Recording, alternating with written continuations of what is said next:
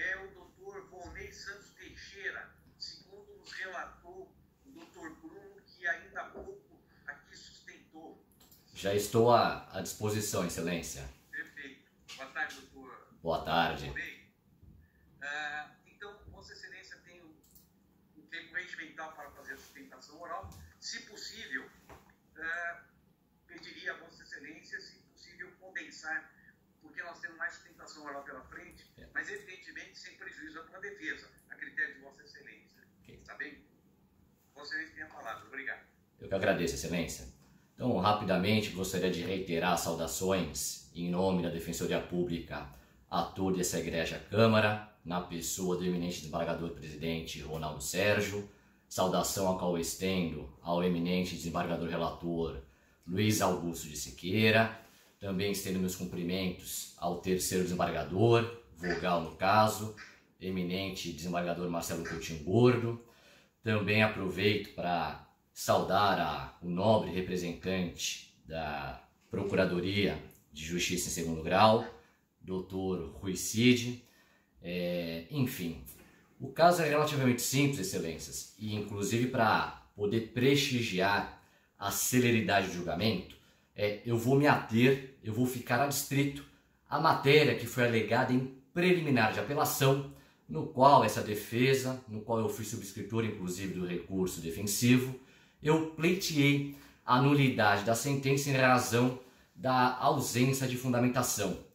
E aqui, Excelências, rapidamente eu peço vênia para parafrasear um grande orador, um grande tribuno, amigo, companheiro de cátedra de longa data, inclusive se manifestou anteriormente, o Dr. Eugênio Malavasi, que inclusive, Excelências, por ocasião de uma manifestação nessa egrégia 13ª Câmara, o Dr. Malavasi, em um caso de fundamento idêntico ao que nós iremos debater agora, ele mencionou que a denúncia naquele caso concreto, ou melhor, a decisão naquele caso concreto, assim como essa decisão, ela gira em torno de uma denúncia que descreve conduta abstrata gravíssima.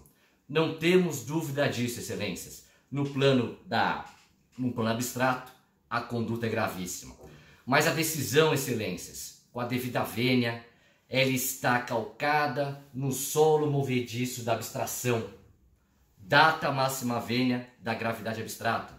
Se não vejamos, Excelência, para não nos alongarmos muito, se nós pegarmos, destrincharmos a decisão, a sentença de primeiro grau, ela possui 5 páginas. Até aqui, Excelências, não tem problema algum na quantidade de laudas em si.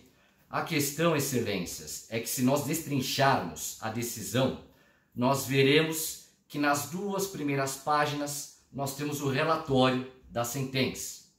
E ao iniciar o 2º capítulo da sentença, por ocasião da motivação, a nobre juíza sentenciante, ela se valeu de praticamente 7 parágrafos. E se nós olharmos a decisão, no primeiro parágrafo, nós temos menção à materialidade. Então nós temos menção ao laudo pericial. No segundo parágrafo, nós temos uma menção, Excelências, com a devida vênia, com o devido respeito, muito genérica no que tange autoria. Inclusive eu peço vênia para rapidamente ler esse parágrafo. Então consta, abre aspas, da mesma forma, a autoria deletiva emerge de forma cristalina diante das provas colhidas em juízo sob o crivo do contraditório, não pairando quaisquer dúvidas a esse respeito. Ok. No terceiro parágrafo, a magistrada ela transcreveu o depoimento do apelante e no 4º parágrafo transcreveu o depoimento da vítima. Então observe que nesses 4 primeiros parágrafos não foi feito qualquer juízo de valor decisório a respeito do caso.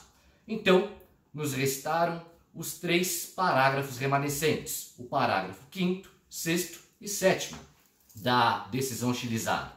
Excelências, nesses 3 últimos parágrafos, o juízo se valeu de argumentação absolutamente genérica e abstrata, a qual inclusive fulminou por completo qualquer poder de reação da defesa em exercitar o duplo grau, porquanto a defesa não sabe quais foram efetivamente, de forma concreta, os fundamentos pelo qual o juízo sentenciante prolatou um édito condenatório. E nesse aspecto, Excelência, mais uma vez, eu peço vênia, perdoe-me a redundância, mas para rapidamente fazer menção ao parágrafo 5º, 6º e 7º da decisão do capítulo pertinente à fundamentação. Então, abre aspas. As declarações prestadas pela vítima estão em perfeita consonância com os demais elementos de prova colhidos durante a instrução processual, de modo que o conjunto probatório mostra-se robusto e incontroverso. E aqui eu pergunto, eu indago, Excelências, a quais elementos probatórios colhidos no curso da instrução que a magistrada está se referindo? Continua no 6º parágrafo, abre aspas. Ressalta-se ainda que não produziu a ilustre defesa qualquer prova capaz de desconstituir aquelas constantes dos autos. E aqui, mais uma vez, com a devida vênia, a defesa novamente indaga. Qual prova constante nos autos que a defesa não foi capaz de desconstituir? E finaliza no 7º parágrafo do capítulo decisório. Assim sendo, amplamente comprovadas materialidade e autoria delitivas, impôs-se o desfecho de procedência da ação penal. Então, Excelências, mais uma vez, com a devida vênia, humildade, de forma muito respeitosa, inclusive esse orador possui grande apreço pela magistrada sentenciante, a qual eu tenho a honra de há mais de uma década estar lotado na respectiva vara de uma forma harmoniosa, mas nesse caso, Excelências, não andou bem como de costume a magistrada, porque se analisarmos a parte, o capítulo decisório da sentença, percebe-se a absoluta inexistência de indicação concreta de razões pela qual a magistrada sentenciante condenou o apelante. Então, são expressões genéricas, superficiais, que simplesmente inviabilizam o próprio exercício do duplo grau, o próprio exercício do apelo defensivo. Sequer a defesa sabe se o juízo sentenciante deu primazia à palavra da vítima em prol do acusado, qual foi o elemento que a defesa eventualmente foi desidiosa. Então, com a devida vênia, não tem como rebater, Excelências, o que não está expresso nos autos. E peço vênia para observar que o princípio do livre convencimento motivado, ele não é sinônimo de liberdade irrestrita para decidir, pois a liberdade na formação do convencimento, ela deve vir acompanhada de fundamentação, amparada em elementos concretos constantes dos autos. Ora, Excelências, com a máxima vênia, a convicção não motivada com indicação nos próprios autos, ela se equivale, se assemelha a uma negação de julgamento. Inclusive, a fundamentação sucinta, como bem mencionada pela nobre Procuradoria de Justiça, inclusive eu peço vênia, Dr. Rui Cid, para fazer coro à manifestação do Ministério Público em segundo grau, o qual expressou no parecer que não podemos confundir fundamento enxuto, fundamentação sucinta, com ausência de fundamentação. Inclusive, faço coro para citar o próprio enunciado manifesto pela Procuradoria-Geral de Justiça, o enunciado 10 do ENFAM, do Encontro Nacional de Formação e Aperfeiçoamento de Magistrados, que reza o seguinte: a fundamentação sucinta não se confunde com a ausência de fundamentação e não acarreta a nulidade da decisão se forem enfrentadas todas as questões cuja resolução em tese influenciem na decisão da causa. E novamente, Excelências, com muita humildade e respeito, data máxima vênia, os 3 parágrafos apontados na decisão, os 3 parágrafos em que o juízo aparentemente motiva, eles não foram capazes de enfrentar qualquer questão concreta que repercutisse a influenciar a decisão da causa. A título de exemplo, para não nos alongarmos, esse subscritor, esse que vos fala, eu fui o orador por ocasião das alegações orais em primeiro grau. E essa defesa utilizou o fato da vítima ter feito menção da existência de supostas mensagens, gravações que poderiam corroborar a sua versão. Porém, a vítima não jungiu esses documentos aos autos. Contudo, Excelências, tal argumentação não foi enfrentada pela decisão.